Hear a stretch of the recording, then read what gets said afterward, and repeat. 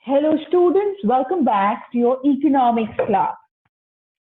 So after last class, we nation. Okay, and this class now we are going to learn about health. We will look at how health is a very important factor in uh, in making good human capital formation. Okay, health is a very important indicator of quality human resources in the country. Good health implies good consumption level of the people, a good quality of life, and therefore a good level of energy. The health of a person helps him to realize his potential and the ability to fight illness. An unhealthy person becomes a liability for an organization. Health is an indispensable basis for realizing one's well-being. There are many places in India which does not even have basic facility. Just four states, that is Karnataka, Andhra Pradesh, Tamil Nadu, and Maharashtra, have the 81 out of 181 medical colleges. On the other hand, states like Bihar and Uttar Pradesh, they have poor health indices or indicators and even fewer medical colleges. So the health of a person is very important. Health is an indicator of quality of human resource. It implies good consumption level of the people or good quality of life and therefore a good level of energy. A healthy person can fully realize his potential and can be an asset for the economy. An unhealthy person shall not be able to realize his potential and can be a liability for the economy. The National Health Policy of India is aimed towards improving access to health services and improving nutrition, especially among the underprivileged classes.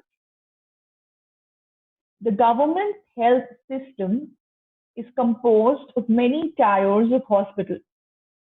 The primary health centers are the bottom of this tier and they provide general medicinal care to the rural people. There is primary healthcare centers, okay, and that is comes at the bottom of the National Health Policy of India. There are many functions, and the bottommost tier of it is the primary healthcare centers that provide general medical care to the rural people. This is followed by the community health centers in the bigger tehsil or block level towns. The district hospitals are at a district level. Further, medical colleges are present in major cities where doctors of all specialties are present. The reach of healthcare services is still too little, but reduction in infant mortality rate and improvement in life expectancy over the years has shown that the healthcare system of India has indeed improved the quality of life.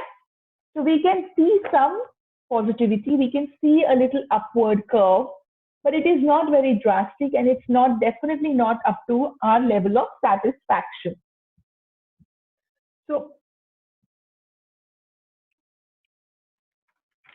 these are some numbers that we have with us, okay, and that shows the colleges, it shows the dispensaries and hospitals, the beds, the doctors, and you can see it has increased over the years. But this is very old. This is a 2002 report. So we need more latest ones. We cannot rely on something that's 18 years past.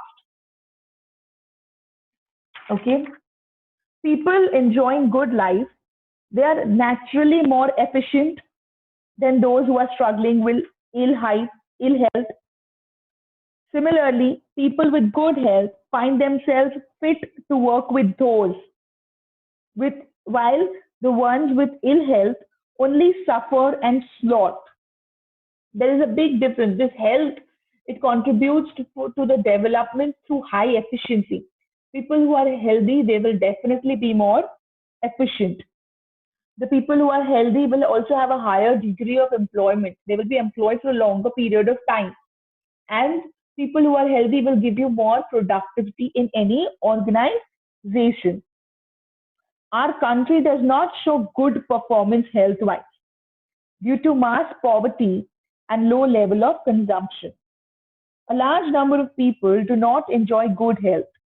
Consequently, a large percentage of population is inefficient compared to people in the developed countries like the USA or Japan. We have more people who have very bad health, and because they have bad health, they are inefficient and they are unemployed. Also, ill health keeps a sizable number of people away from gainful of population.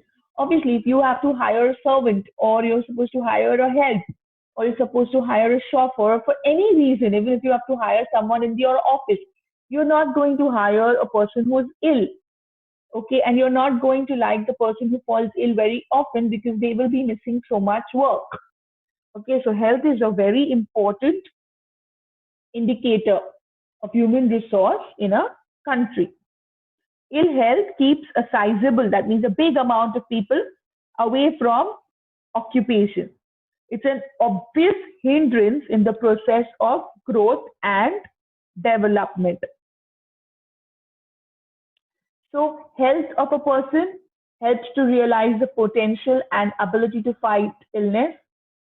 Unhealthy person is a liability. National policy is aimed at improving the accessibility of healthcare, family welfare, nutritional services, and underprivileged population. India built up health and infrastructure and manpower. 81 out of 181 medical colleges are in the four states and they have only basic facilities. Let's look at these numbers. These are a little more recent. This also has 2010 in it, and I right now have 2011 in front of me. But you can always find out, by the economic surveys of India, you can find out the recent one. So over here, you can see the drastic change from 1951 to 2010. It's more than 100 times, more than 10 times. It looks really huge. The number of beds, the number of doctors. In 1951, there were 61,800 doctors. Now we have 81,666,629 doctors. That's huge. Yes, it's a big increase. There has also been an increase in the life expectancy, an improvement in child care, protection of children from infections, and good nutrition of the mothers. This has all been observed. Now, besides health, there is one more thing that is another determinant of the human resource development, and that is the environment. In India, the state of affairs is rather very unfortunate and sad. Both in rural and urban areas, good environment is a very far cry. Even our environment isn't good. The density of population has risen much beyond the limits of good living. Millions of people do not even have proper houses to live in. Sleeping on the pavements, you can hardly imagine the environment which is health friendly. So one must understand that the menace of population, land population, or air population, or water population, or noise population, all this is not giving us a healthy environment to live in. Rising population in the urban industrial area has increased the social cost of development, and so it becomes a hindrance in the path of progress. So we learned that what is human capital. Then we did what is human capital formation.